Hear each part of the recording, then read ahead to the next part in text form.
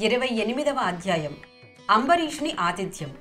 సుదర్శనుడు అంతర్హితుడైన అనంతరం అంబరీషుడు దుర్వాస మహర్షికి నమస్కరించి, మునీంద్ర, నేను పాపాత్ముడను.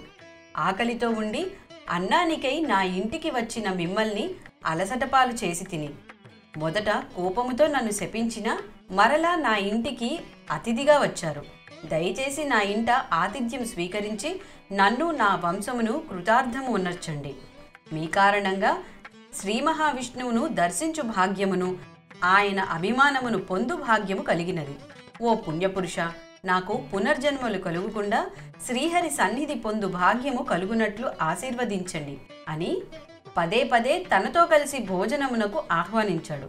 అంతటి దుర్వాసుడు అంబరీషుని కౌగలించుకుని, ఎవరు ప్రాణాలు కాపాడతారో, ఎవరు శత్రువులకైనను ఉపకారము చేస్తారో అట్టివారు తండ్రి సమానము.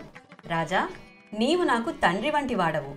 బ్రాహ్మణుడను, తాపసిని, వయసులో నీకన్నా వయోవృద్ధుడిని అయిన కారణంగా నా నమస్కారం నీకు కీడు కలిగిస్తుందే కాని మేలు చేయదు. అందువల్ల రాజా, నీకు నమస్కరించుటలేదు. నీకు ఆయుక్షీణము కలిగించు పనులు చేయను.